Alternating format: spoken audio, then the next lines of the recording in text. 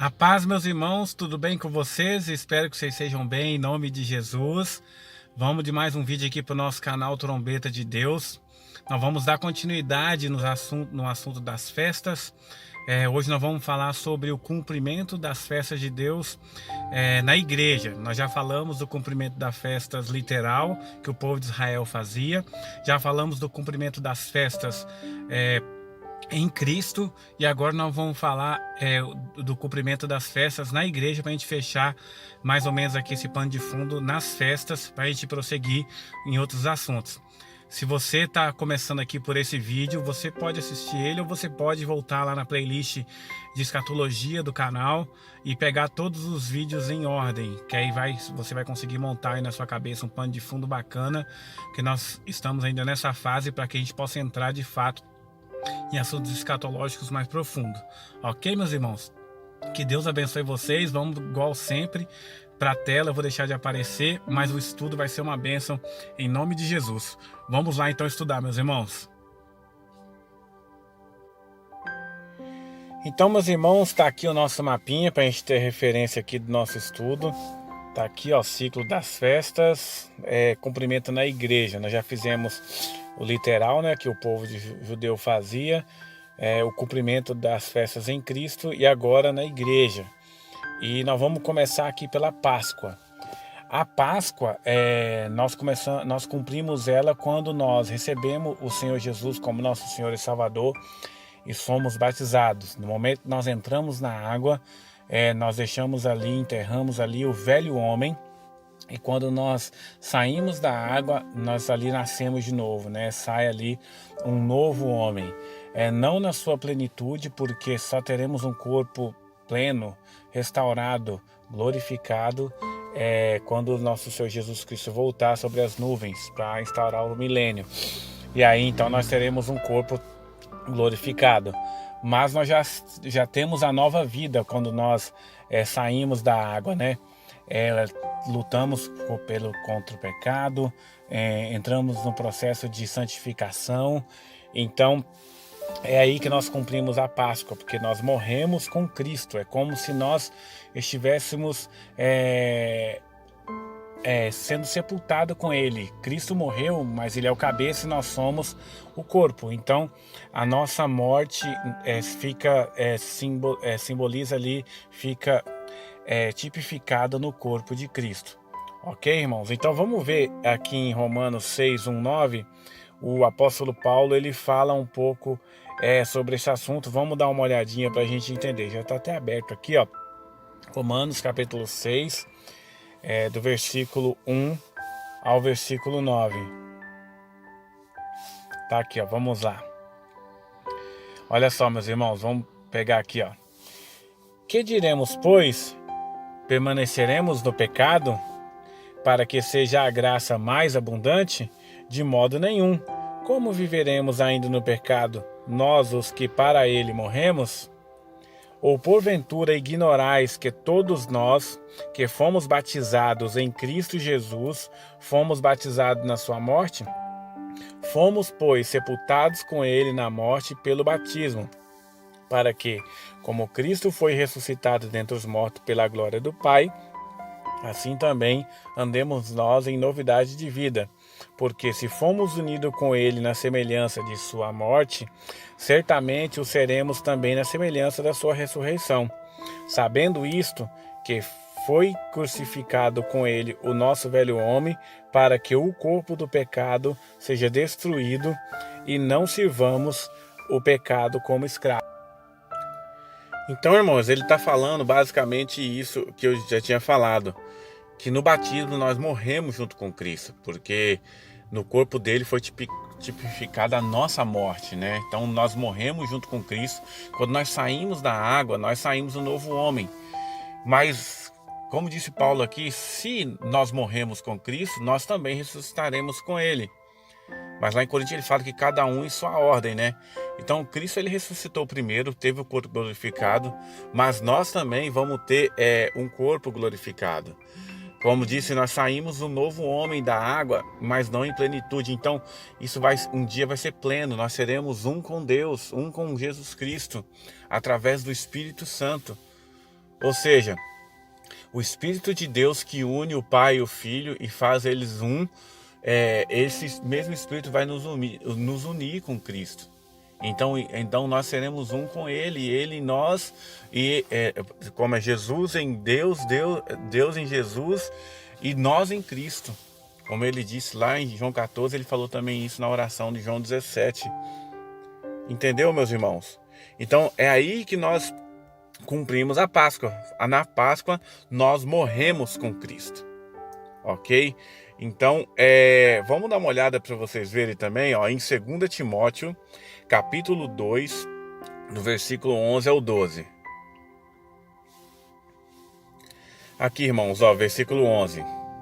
Fiel é esta palavra. Se já morremos com ele, também viveremos com ele. Se perseverarmos, também com ele reinaremos. Se o negarmos, ele, por sua vez, o negará. Então, ou seja, como eu disse, se nós morremos com Cristo, com ele também nós viveremos. Mas nós temos que perseverar, porque nós também reinaremos com ele. No milênio, quando nós formos cumprir a festa dos tabernáculos, nós reinaremos com Cristo no reino dele milenar. Entendeu? Então, aqui Timóteo está falando isso, que é fiel essa palavra. Porque se morremos, nós também viveremos. Nós não vivemos só dessa vida, irmãos. Nós vivemos pela fé, na esperança de um dia nós vermos nosso Senhor Jesus face a face e sermos como Ele, glorificado, o corpo glorificado. Ter um corpo igual ao de Cristo. Sabe, podemos ver Ele face a face, conversar com Ele, reinar junto com Ele. Então essa é a nossa esperança. Ok? Vamos ver mais um texto aqui, para a gente afirmar essa ideia. Colossenses, capítulo 3 e versículo 3. Versículo 3, ó. Porque morrestes e a vossa vida está oculta juntamente com Cristo em Deus. Quando Cristo, que é a nossa vida, se manifestar, então vós também sereis manifestados com Ele em glória.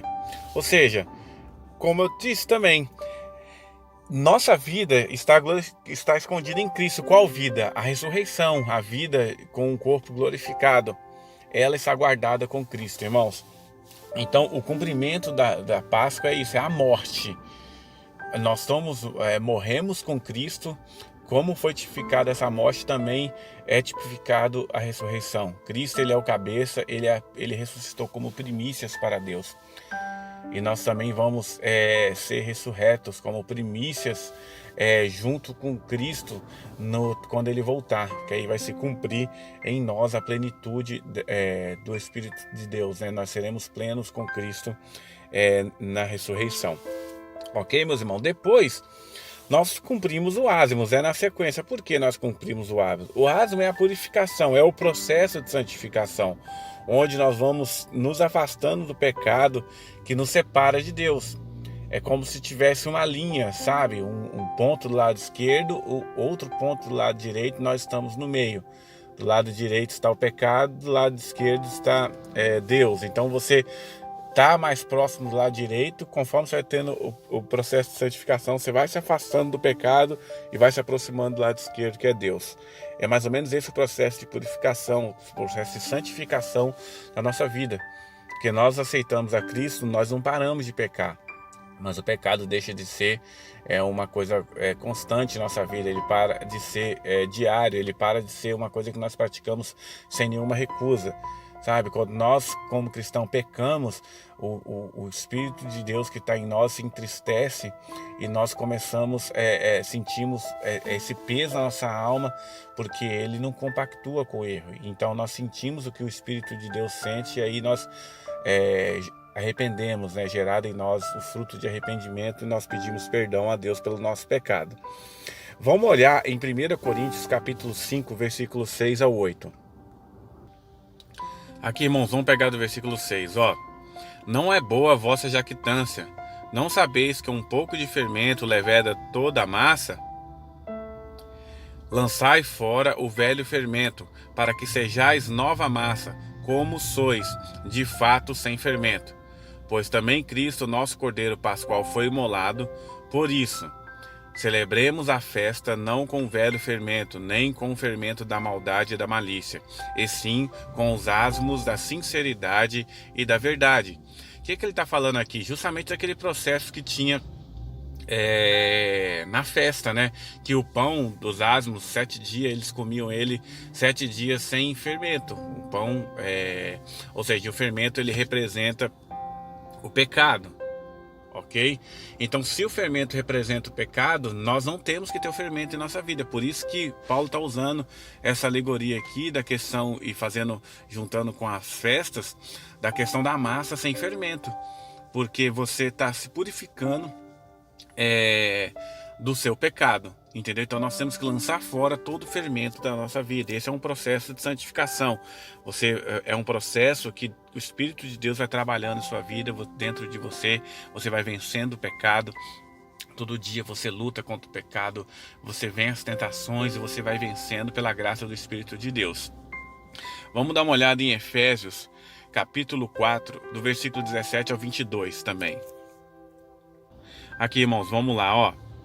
Isto, portanto, digo e no Senhor testifico, que não mais andeis como também andam os gentios, na vaidade dos seus próprios pensamentos, obscurecidos de entendimento, alheios à vida de Deus por causa da ignorância em que vivem, pela dureza do seu coração, os quais, tendo se tornado insensíveis, se entregaram à dissolução para, com avidez, cometerem toda sorte de impureza. Mas não foi assim que aprendestes a Cristo, se é que, de fato, tendes ouvido e neles fosse instruído, segundo é a verdade em Jesus, no sentido de que, quanto ao trato passado, vos despojeis do velho homem, que se corrompe segundo as concupiscências do engano, e vos renoveis no espírito do vosso entendimento, e vos revistais do novo homem, criado segundo Deus, em justiça e em retidão, procedentes da verdade. Aqui, irmãos, é o processo de santificação todo, ou seja, quando você não tem Cristo, você é entregue aos prazeres do mundo, né? Você peca desenfreadamente, você não tem um freio, você não se preocupa. O pecado traz prazer para a carne. Mas uma vez que você está em Cristo, você tem o Espírito de Deus te orientando, te acusando quando você erra. Ele vai te ensinando, ele vai escrevendo a lei de Deus no seu coração. E aí você começa a vencer a carne, você vai se santificando. Porque a nossa meta é ser santo como Deus é santo. Ele mesmo falou, sede santo como eu sou santo. Então esse é o processo de santificação, irmãos. E nós cumprimos a festa do ázimos assim. Esse cumprimento vai ser até a vinda de Cristo, porque nós estamos num processo de nos purificar, para que nós possamos ter achados com as vestiduras brancas. E é só através de Cristo que nós podemos ser assim. Ok, meus irmãos? Então cumprimos Páscoas e ázimos. Nós vamos para primícias. Cristo, ele ressuscitou como primícias para Deus, ele é o cabeça.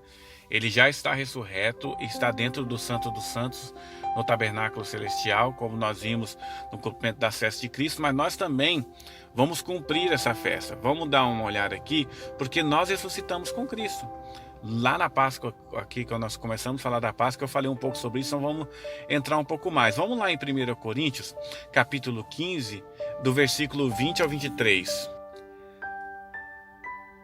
Aqui, ó. Mas, de fato, Cristo ressuscitou dentre os mortos, sendo ele as primícias do que dorme, ou seja, ele ressuscitou primeiro. Visto que a morte veio por um homem, também por um homem veio a ressurreição dos mortos.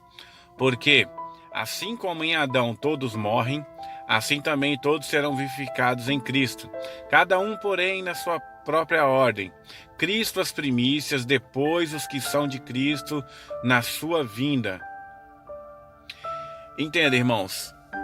Cristo é o cabeça, nós somos o corpo. Você nunca pode perder isso de mente na cabeça. Por quê? Cristo, ele ressuscitou, ele já está à destra de Deus, como eu disse. Porém, nós também vamos ressuscitar, porque nós somos o corpo dele. Não tem como ter só a cabeça. Tem que ter o corpo. Então nós teremos um corpo glorificado e seremos semelhantes a Deus, semelhantes a Cristo. quando ele vier da sua glória para nos buscar, né, na grande tribulação. Então, esse cumprimento das primícias vai estar em nós. Nós teremos o corpo transformado como Cristo teve. Só que cada um, como diz Paulo, em sua ordem. Cristo já ressuscitou, mas vai chegar o tempo, e esse tempo é na vinda do Senhor, que isso vai acontecer também conosco. Olha só 1 Tessalonicenses 4, do 15 ao 17. Versículo 15 aqui, ó. Ora, ainda vos declaramos por palavra do Senhor, isto é, nós, os vivos, os que ficarmos até a vinda do Senhor, de modo algum precederemos os que dormem. Porquanto o Senhor mesmo, dada a sua palavra de ordem, ouvida a voz do arcanjo e ressoada a trombeta de Deus, descerá dos céus, e os mortos em Cristo ressuscitarão primeiro. Depois nós, os vivos, os que ficarmos, seremos arrebatados juntamente com ele, entre as nuvens, para o encontro do Senhor nos ares, e assim estaremos para sempre com o Senhor. Veja, irmãos, que aqui Paulo já está falando que nós vamos, como que nós vamos fazer? Nós vamos ressuscitar na hora da vinda do Senhor. E quando se dá a vinda do Senhor? No ressoar da trombeta. Em 1 Coríntios 15, vamos ver que é a última trombeta. E a última trombeta está lá em Apocalipse, capítulo 11, versículo 15. Então, nós vamos ver isso quando nós vamos cumprir ali a festa dos tabernáculos. Então, é nesse ponto aqui que nós ressuscitamos. Então, Cristo ressuscitou primeiro, cada um na sua vez. Ele não falou lá em 1 Coríntios? Agora é a nossa vez aqui, ó, nesse ponto, na volta de Cristo, nós também seremos arrebatados e transformados. Quem estiver morto vai ser ressuscitado e o corpo transformado. Quem estiver vivo, o corpo vai ser transformado. E todos nós nos encontraremos com Cristo nos ares. Vamos dar uma olhada aqui, ó, em Romanos 8:11, só para a gente fechar aqui esse pensamento. Olha o que fala aqui. Se habita em vós o espírito daquele que ressuscitou Jesus dentre os mortos, esse mesmo que ressuscitou a Cristo dentre os mortos, vivificará também o vosso corpo mortal, por meio do seu espírito, que em vós habita. Irmãos, então o que está falando aqui? Nós não temos o Espírito, nós não somos selados com o Espírito de Deus. Ele está aqui, Ele habita em nós. Por isso que nós podemos falar que o Senhor Jesus e Deus moram em nós, que Ele mora em nós através do Espírito de Cristo que foi derramado em nós no dia de Pentecostes. Esse Espírito que está em nós, ele que vai nos transformar, como o Espírito que estava em Cristo, que desceu, né, dos céus e pousou em Cristo. Foi Ele quem ressuscitou a Cristo. Esse mesmo Espírito que está em nós agora vai nos ressuscitar, e nós seremos um com Jesus e com Deus através desse Espírito. Então é o Espírito Santo que une. O Senhor Jesus e Deus é o único Deus através do Espírito Santo. Eles compartilham do mesmo Espírito. Por isso que eles são o único Deus. Nós teremos o corpo transformado e seremos um com o Pai e com Jesus, como diz lá em João 17, através desse Espírito que já habita em nós, mas ele vai ser pleno. Nós teremos um corpo, ele vai eliminar esse corpo mortal, e nós teremos um corpo glorificado. Nós teremos um corpo como o corpo de Cristo. Isso será maravilhoso, irmãos, porque aí quando chegar esse momento, nós reinaremos com Cristo, né? Glória a Deus por isso. Então esse é o cumprimento das festas das primícias na igreja. Veja que o processo, irmãos, as festas vão se cumprindo, e depois algumas continuam cumprindo até a volta de Cristo. E isso é interessante, que é um trabalho de Deus na igreja, né? Você vê que Cristo ainda falta ele cumprir a festa da expiação e tabernáculos. Nós também faltamos cumprir trombetas, expiação e tabernáculos. Essas 3 festas não foram cumpridas. Veja que eu até coloquei aqui em cima, ó, cumpridas foram Páscoas, Ázimos, Primícia e Pentecostes. Não vou ver aqui agora. As da trombeta, a gente está ligado com a pregação do Evangelho, mas as trombetas vão ser cumpridas de fato mesmo, na sua literalidade, quando chegar a tocar as 7 trombetas do Apocalipse. Então vão faltar trombetas, expiação e tabernáculos para nós cumprirmos. E essas três festas é o mistério de Deus, né? Nós vamos entender isso com o passar dos estudos. Então falamos até primícias, vamos ver agora o cumprimento de Pentecostes. Vamos dar uma olhada, olha só. No Pentecostes nós somos revestidos de poder. Isso foi cumprido lá em Atos, nós vamos dar uma olhada. Mas você vai ver uma coisa intrigante aqui que muita gente não atenta. Vamos dar uma olhada primeiro em Isaías capítulo 44, versículo 3 e 4. Aqui, irmãos, 44, versículo 3, ó. Porque derramarei água sobre o sedento e torrentes sobre a terra seca. Derramarei o meu espírito sobre a tua posteridade e a minha bênção sobre os teus descendentes. E brotarão como a erva, como salgueiro junto às correntes de água. Então aqui você já vê a promessa do derramamento do Espírito falado por Isaías. E você vai ver que todos os descendentes de quem? De Jacó, está falando aqui no contexto, né? Todos os descendentes de Jacó vai ter o Espírito Santo. Isso não se cumpriu lá com o povo que saiu do Egito, porque eles tiveram um coração duro e a lei de Deus, que era para parar no coração deles, parou em pedras, em tábuas de pedra, né? Então, ou seja, não se cumpriu, mas isso se cumpriu na igreja. Vamos dar uma olhada para vocês verem agora em Joel 2. Então tá aqui, ó, Joel 2, versículo 28 ao 32. Olha o que fala aqui, irmãos. E acontecerá depois que derramarei o meu espírito sobre toda a carne. Vossos filhos e vossas filhas profetizarão, vossos velhos sonharão, e os vossos jovens terão visões. Até sobre os servos e sobre as servas derramarei o meu espírito naqueles dias. Então, olha só. Então aqui tem de novo, até o versículo 29, o cumprimento, a promessa, na verdade, né, do derramamento do Espírito Santo. Ok? Lá em Atos 2 você vê que o Espírito Santo foi derramado como línguas de fogo e eles profetizaram, lembra? Cada um falou conforme o que o Espírito Santo dava para eles. Vamos dar uma olhada para vocês verem lá em Atos 2? Então vamos olhar aqui, irmãos, no Atos 2, a partir do versículo 1. Olha só, nós acabamos de ler Joel, que ele ia derramar do seu espírito, né? Então vamos lá, olha só o que está falando aqui. Aqui é o cumprimento daquela promessa. Ó, ao cumprir-se o dia de Pentecostes, estavam todos reunidos no mesmo lugar, ou seja, aqui bateu com a festa literal que eles estavam cumprindo de Pentecostes lá em Israel na época. E nessa época da festa dos Pentecostes, Deus mandou do seu Espírito. Vamos ver, ó. De repente veio do céu um som, como um vento impetuoso, e encheu toda a casa onde estavam assentados. Só para lembrar aqui, você vê, ó, o Espírito desceu como um som. Só que lembra que Jesus ressuscitou, ele ficou 40 dias na terra. E ele falou assim, ó, fiquem em Jerusalém até que do alto sejam revestidos. Passou-se mais 10 dias, deu 50 dias. Lembra que de primícias, do primeiro dia que o sacerdote movia o molho lá que eles traziam de trigo, até o dia de Pentecostes passavam os 50 dias. Aqui bateu certinho, 40 mais 10 deu 50 dias para a festa de Pentecostes. Então tá, e apareceram, versículo 3, ó, distribuída entre eles línguas como de fogo, e pousou uma sobre cada um deles.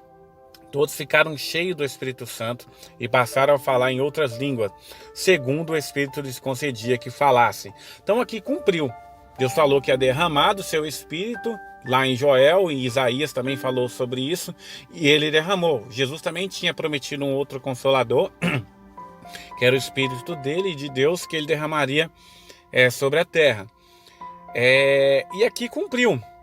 Só que não é assunto desse vídeo, vou falar bem rapidinho, mas eu vou só para deixar aqui entendido de forma rápida. Não é da forma que muitos entendem hoje, só porque falou que segundo o Espírito lhe concedia que falasse, então era qualquer tipo de língua, falava qualquer coisa, qualquer mistura de língua que você criar é o Espírito Santo.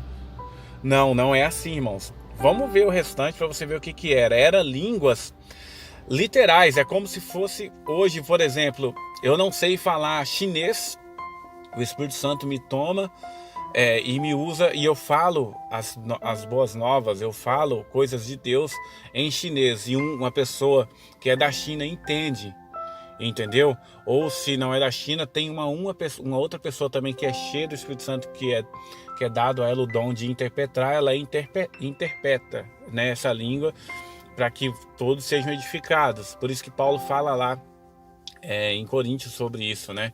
Sobre os dons de línguas, porque não adianta você falar em língua somente você edifica só você quando você fala em línguas. Então, por isso que Paulo fala que ele preferia falar em público uma palavra na consciência dele do que falar 1000 palavras em línguas. Por quê? Paulo, ele falava em línguas, com certeza, dá para entender isso na carta deles, mas ele orava em línguas, ele falava quando ele estava orando com ele, né, e Deus em língua. Ele não costumava falar em público, não que ele nunca falasse, não é isso que eu quero dizer. Mas por quê? Porque quando você fala em línguas e não tem interpretação, só você se edifica, né? O outro irmão não é edificado se não houver alguém para interpretar aquelas línguas. Mas aqui no caso você vai ver que as línguas eram línguas que existiam, só que o povo judeu não sabia falar, mas o Espírito Santo fez com que fosse pregado as boas novas, as coisas de Deus em vários idiomas. Olha só, então do 5. Ora, estavam habitando em Jerusalém judeus, homens piedosos vindos de todas as nações debaixo do céu.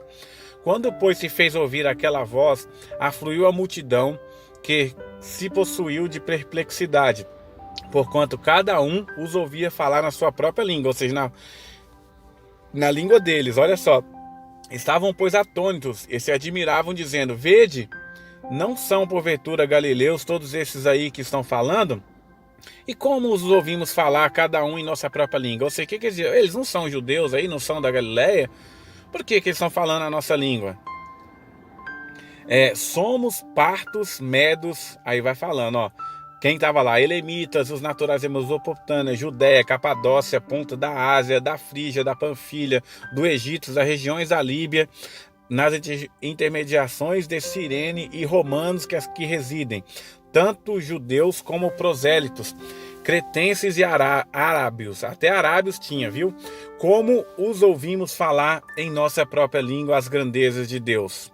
Todos atônitos e perplexos interpelavam uns aos outros. O que é isso dizer? Ou seja, eles estavam ouvindo mensagens do evangelho na própria língua deles, ou seja, o Espírito Santo derramou a cada um ali que falassem línguas para que as pessoas ouvissem do evangelho, né? Que tivesse uma grande propagação, que o evangelho fosse falado ali de forma para todos que estão ali, de independência da nossa nacionalidade, entendessem. Ok, irmãos? Deu para entender essas questões da língua, então vamos voltar aqui para o nosso estudo. Então aqui em Atos 2, cumpre o derramamento do Espírito Santo. Ok? Deus prometeu em Joel, prometeu em Isaías, e ele cumpre em Atos. Ele derrama do seu Espírito sobre toda a carne, porque a partir dali todos nós somos selados do Espírito Santo. O Espírito de Deus foi enviado para nós. Nós estamos agora cheios do Espírito Santo. Ele está em nós e nós podemos vencer o pecado através dele. Mas vamos dar uma olhada aqui em Joel. Vamos continuar lendo, porque muita gente não continua. Nós lemos até o 29. Aí olha só, então ele falou que e acontecerá que derramarei do meu Espírito sobre toda a carne. Foi falando aqui. Aí no 30 ele fala: mostrarei prodígios no céu e na terra. Opa! Sangue, vamos prestar atenção, fogo e colunas de fumaça. O sol se converterá em trevas e a lua em sangue, antes que venha o grande e terrível dia do Senhor. E acontecerá que todo aquele que invocar o nome do Senhor será salvo, porque no monte Sião e em Jerusalém estarão os que forem salvos, como o Senhor prometeu, e entre os sobreviventes aquele que o Senhor chamar. Irmãos, quando ali em Atos o sol escureceu, teve coluna de fogo e fumaça, a lua se tornou em sangue, cumpriu o grande e terrível dia do Senhor? Não, irmãos. Então essa profecia ela tem duas fases. Isso acontece com algumas profecias da Bíblia. Elas cumprem duas vezes. Ela tem duas remessas de cumprimento. E essa é uma delas. Ela cumpriu a primeira parte em Atos, mas vai ter um segundo cumprimento no final. Porque onde nós vamos ter o derramamento da porção dupla do Espírito Santo. Nós seremos cheios do Espírito Santo novamente para sermos testemunhas do Senhor, para que a palavra dele chegue até os confins da terra. Nós vamos, se possível, morrer pelo Senhor. Ou quando formos levados para o deserto, nós seremos aprovados através do Espírito Santo que vai ser derramado. Lembra daquele processo do sumo sacerdote, dos sacrifícios da tarde e da manhã, que de manhã o sacerdote entrava lá e arrumava as lâmpadas da menorá, colocava azeite e o fogo se mantinha aceso, arrumava os fogos, aí aquele azeite que ele colocou de manhã queimava o dia inteiro, aí à tarde ele tinha que voltar de novo lá, arrumar as lâmpadas, colocar mais azeite, porque estava acabando, para que o fogo nunca apagasse, porque a menorá era arrumada de manhã e à tarde, eram os sacrifícios da tarde e da manhã, lembra? Era o sacrifício da oblação. Hoje nós cumprimos esse sacrifício como? Orando na igreja e jejuando as nossas práticas, os atos de justiça, sacrifício da tarde e da manhã. E aqui no caso do Espírito Santo, a primeira vez que o sumo sacerdote derramou, o Espírito Santo arrumou as lâmpadas da igreja, foi em Atos. Ele arrumou ali bonitinho, só que agora passou-se 2000 anos, né, um pouco mais de 2000 anos, e o azeite está acabando. Por isso que lembra que se cumpre que muitos estão apostatando da fé, vai haver apostasia. Por quê, irmão? A igreja está dormindo. Lembra da parábola das virgens? Nós vamos estudar sobre isso. A igreja agora dorme, e todos dormem praticamente. Só que Deus vai levantar as testemunhas que vai dar o grito da meia-noite e vai falar assim: aí vem o noivo. Porque as 10 virgens dormiram, não foram 5. A diferença é que 5 tinham azeite em sua e as outras 5 dormiram sem azeite. Essa é a diferença. Mas todas dormem. A igreja está dormindo agora, irmãos. Entendeu? Então, o Espírito Santo ele vai ser derramado novamente. Como? No final dos tempos, onde nós seremos testemunhas do Senhor. Vai ter o derramamento da chuva serôdia, né? A última chuva, o grande avivamento. Esse momento vai chegar, irmãos. E aí quando isso acontecer, é o segundo cumprimento. Por quê? Vai ter esse derramamento do Espírito Santo, a igreja vai estar viva, porque ela vai pregar o evangelho, vai tocar trombetas durante 3 anos e meio, e tudo que a igreja for falar vai se cumprir, porque é o que a palavra diz que vai acontecer lá em Apocalipse, né? Os anjos das 7 igrejas que tocam as 7 trombetas. E aí, quando o anticristo vê que o povo de Deus, as testemunhas, tudo que ela fala acontece, inclusive as testemunhas vão estar com o espírito de Moisés e Elias, e provavelmente não vai chover durante 3 anos e meio, ele vai mandar perseguir e matar. E a Bíblia fala que vai dar para ele 3 anos e meio, né? Um tempo, 2 tempos e metade de um tempo, 42 meses, né? Como algumas partes diz. E ele vai lutar contra os santos e vai vencer. Lá em Daniel está falando isso, o chifre pequeno que é o anticristo. Luta contra os santos e vence. Ou seja, ele vai conseguir matar as testemunhas. E aí que vai começar a perseguição. Então, no final dos outros 3 anos e meio, da outra metade da última semana de Daniel, Jesus volta. E a igreja vai estar cheia do Espírito Santo, porque ela vai estar morrendo, mas está sendo fiel até a morte, como ele disse lá para a igreja de Esmina. A igreja vai estar sendo fiel até a morte, e aí ele vem. Quando ele vem, lembra do 6º selo, o céu se enrola com pergaminho, o sol perde a sua luz, as estrelas caem do céu, e aí você vê o Filho do Homem vindo nas nuvens para tomar o reino. Então veja que existe uma segunda parte, porque Joel fala que vai ter esse sol, o sol vai converter em trevas, a lua vai ter fogo. Então isso tudo são coisas que acontecem no momento do arrebatamento. São coisas que precedem um pouquinho o arrebatamento e Jesus volta. Jesus fala sobre isso em Mateus 24 também. Então, irmãos, esse é o cumprimento de Pentecostes em nossas vidas, como igreja, né? O Pentecostes ele se cumpriu em Atos e vai se cumprir também próximo da grande tribulação, que a igreja vai ser revestida de poder novamente. E a plenitude total do cumprimento do Pentecoste, porque aí Jesus volta, lembra? Finalzinho, o sol escurece, Jesus volta e aí nós vamos ter o nosso corpo glorificado. Isso vai ser uma bênção, irmãos. Vamos olhar para vocês entenderem isso, a gente fechar esse assunto do Pentecoste. 1 Coríntios 15, 44 ao 55. Ó, irmãos, vamos aqui, ó, do versículo 44. Olha só, irmãos, nós vamos fechar esse assunto aqui com um entendimento maravilhoso aqui, com essa porção aqui da carta de Paulo aos Coríntios. Preste bem atenção, ó, vamos lá, ó. Semeia-se corpo natural, ressuscita corpo espiritual. Se há corpo natural, há também corpo espiritual. Pois assim está escrito: o primeiro homem, Adão, foi feito alma vivente.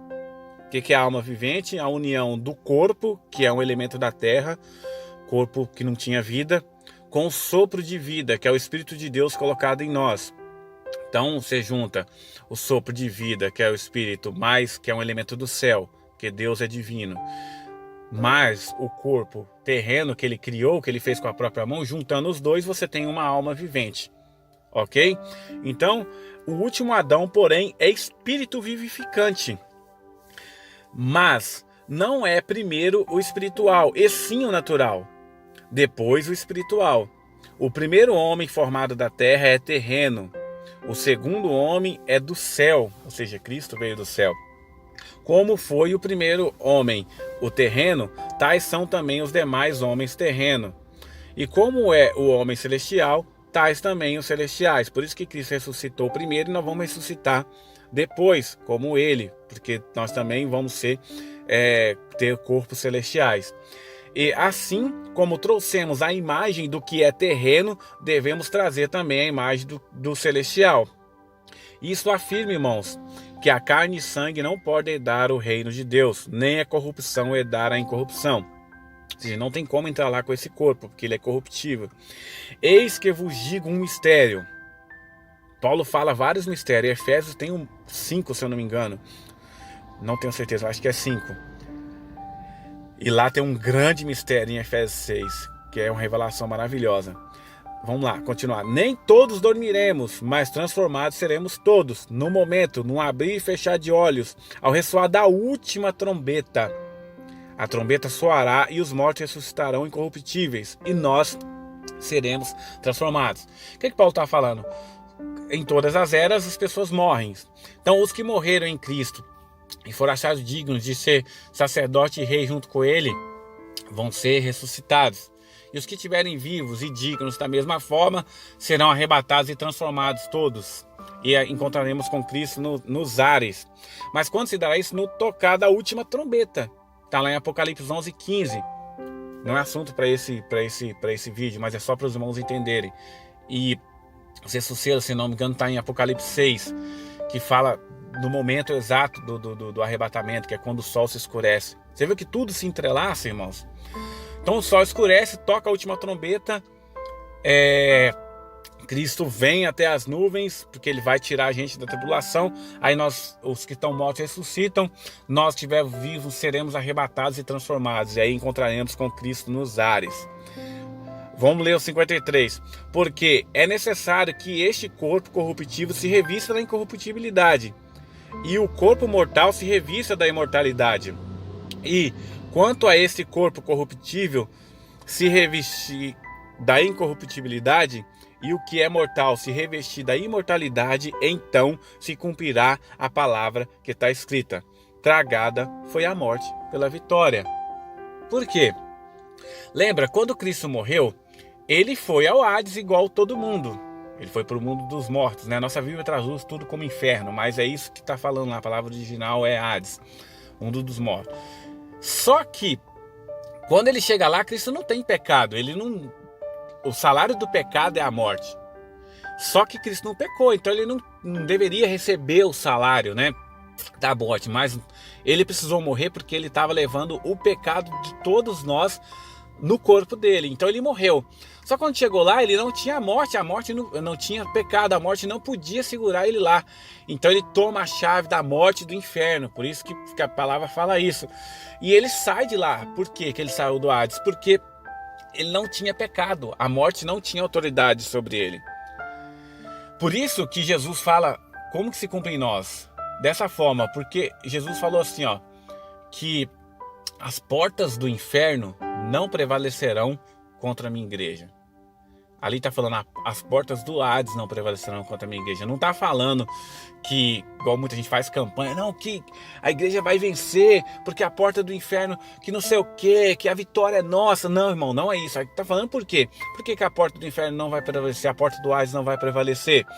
Porque na hora que Cristo vir, o Hades vai abrir, vai sair as almas de lá de dentro para que se unam, vai sair as almas, né, os espíritos de lá de dentro, os espíritos vão sair, vão se unir ao corpo novamente para que esse corpo seja transformado. Ou seja, a morte não vai ter poder mais sobre nós, acabou. Por isso que fala, tragada foi a morte pela vitória. A morte não terá mais autoridade sobre nós. E glória a Deus por isso, né, irmãos? Como Cristo, que a morte não tem autoridade sobre ele, porque ele venceu a morte sem o pecado, porque ele viveu uma vida sem pecado. Nós mesmo pecando, nós somos reconhecidos perante Deus sem pecado pelo sacrifício de Cristo. Essa é a graça verdadeira, o evangelho da graça. Porque sem Cristo não há possibilidade de salvação. Nós ainda temos que fazer a obra, porque a palavra fala que nós temos que fazer as coisas corretas, ter o fruto do Espírito, viver em santidade, ser manso, ser humilde. Isso são obras da fé, não obras da lei, né? Mas são obras da fé que são geradas em nós. Nós praticamos essas obras, nós precisamos praticar para ser salvo. Mas nada disso pode ser feito se Jesus não tivesse morrido. Então, ele morreu e através dele nós somos considerados branco, mais alvo que a neve perante Deus. E aí a morte perde a autoridade sobre nós e nós teremos um corpo transformado.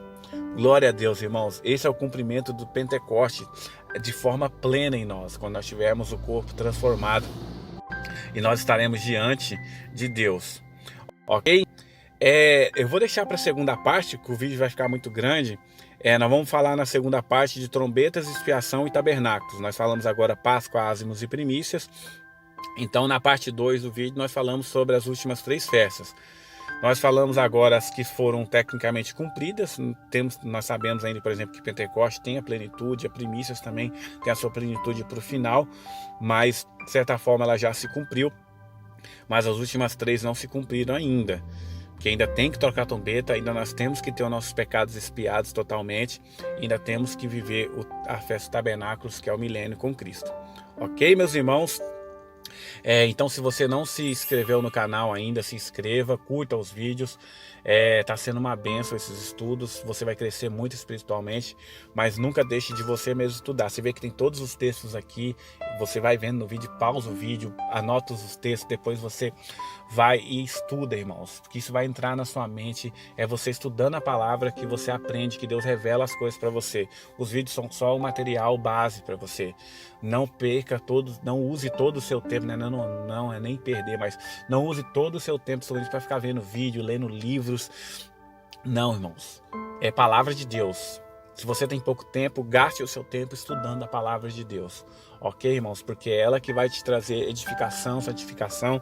Se você tem algum ponto que você tem dificuldade de aprender, procure irmãos que tenham entendimento correto da palavra. Deus vai te direcionar para eles. E você também vai saber que se você ler a palavra, quando alguém te ensinar coisa errada, você vai saber. O Espírito Santo vai testificar com você que não está batendo com a palavra. Mas para você saber disso, você tem que estudar. O Espírito Santo não vai baixar como se fosse um arquivo de um download na sua cabeça a palavra de Deus, não. Você precisa correr atrás, estudar e buscar o Senhor. Ok, meus irmãos? Então até o próximo vídeo na parte 2. A paz do Senhor, meus irmãos.